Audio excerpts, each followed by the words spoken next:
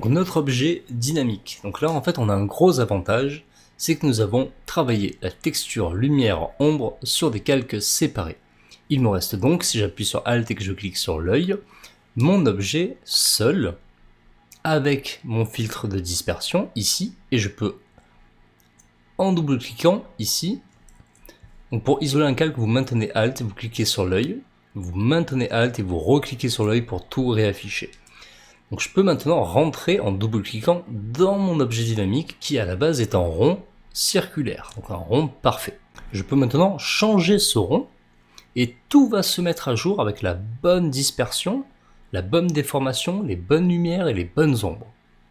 Donc ce qui est pas mal. Donc je vous le rappelle, j'ai double-cliqué pour rentrer dans mon objet dynamique. Donc moi je veux étendre ma zone de travail. Donc je veux faire un recadrage avec un document plus grand.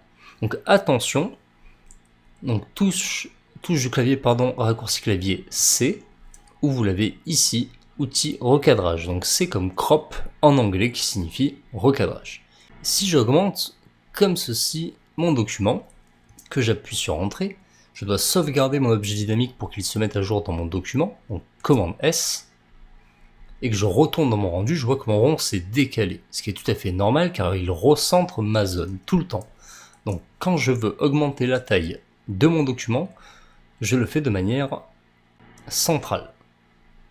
Donc c'est-à-dire que je peux le faire recadrer comme ceci, j'appuie sur entrée, je sauvegarde,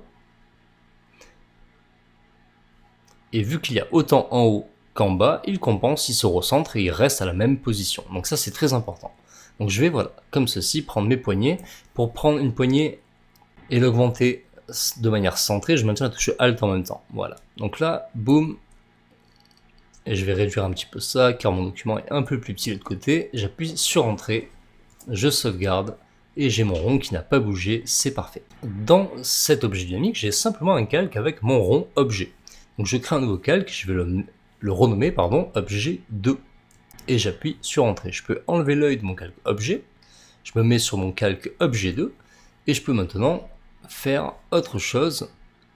Donc je prends le pinceau, bleu marine, et je tire par exemple, hop, un petit trait, il faut juste que j'enlève mes niveaux de pression, et je tire comme ceci, un trait.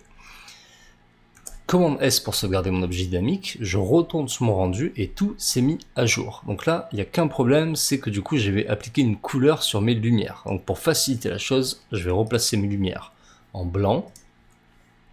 Je vais remettre mon rond, je vais sauvegarder mon document et je vais travailler sur un calque avec une opacité un peu plus faible, voilà, pour avoir des lumières, voilà, plus douces, mais tous mes objets vont pouvoir marcher. Donc je réactive ça, commande S, je vais dans mon rendu, et là j'ai mes nouvelles déformations vraiment aux bons endroits.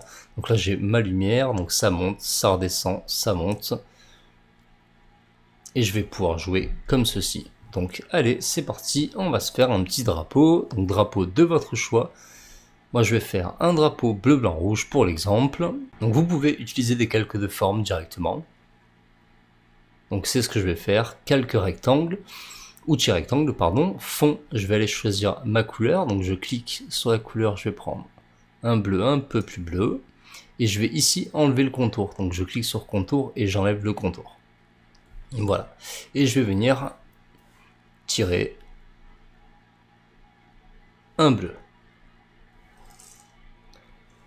Je sélectionne mon calque, et je vais juste, voilà, hop, remettre bien mes poignets, j'appuie sur Entrée.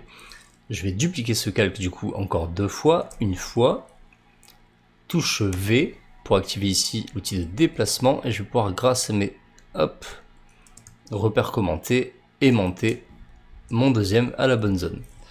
Je duplique une troisième fois, touche V, je me déplace et j'aimante, hop, le troisième. Voilà.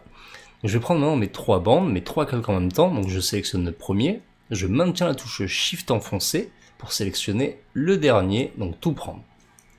Touche du clavier commande T pour activer la transformation manuelle, et je vais maintenir la touche Shift pour rester que sur mon axe, et j'aimante comme ceci, j'appuie sur Entrée. Donc là j'ai bien mes trois bandes sur les bonnes zones. Donc celle du milieu maintenant, je peux aller directement dans mes propriétés si je veux changer la couleur, ou alors je récupère un outil de forme et j'ai dans ma barre d'outils en haut mes options de couleur. Donc pour changer un petit peu, moi je vais passer par mes propriétés, donc je sélectionne mon calque, propriétés, celui du milieu, je clique sur le carré et je sélectionne du blanc, j'appuie sur entrée puis sur entrée, et le troisième je vais faire pareil, fond, couleur, je vais aller prendre un rouge, donc je vais le prendre pas trop agressif, et j'appuie sur entrée, voilà un super drapeau français, et je vais renommer tout ça bleu, blanc et rouge, et j'appuie sur entrée une dernière fois. Commande S pour sauvegarder mon tout, et je vais aller dans mon rendu. Et voici le drapeau que je vais avoir. Donc c'est pas mal, quelques petits soucis, c'est que dans mes blancs, vu que je travaillais sur le rond qui était centré, j'ai cramé un petit peu toutes mes ombres ici. Donc je me mets sur mon masque, je vais reprendre le pinceau mélangeur, une grosse forme, et je vais, comme ceci, tirer mes ombres pour qu'il y ait moins de lumière de ce côté.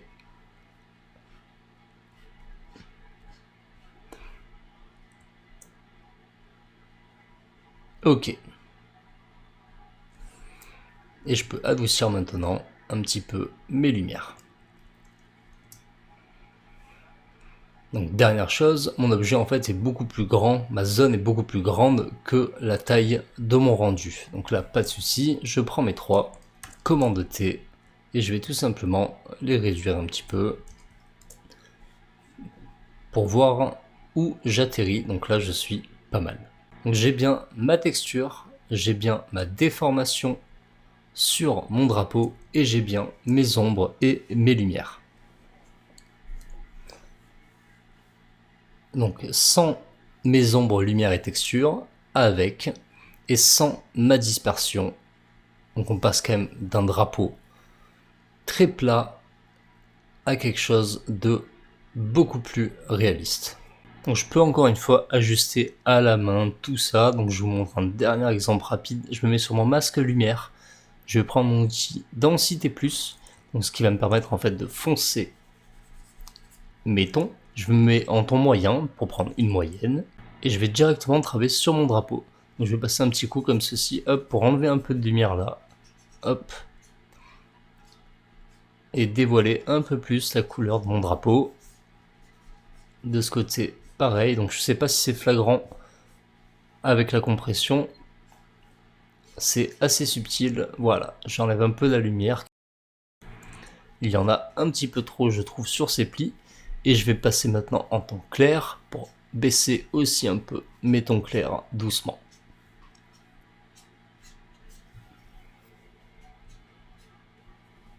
Voilà, donc c'est pas mal. Je vais enregistrer tout ça.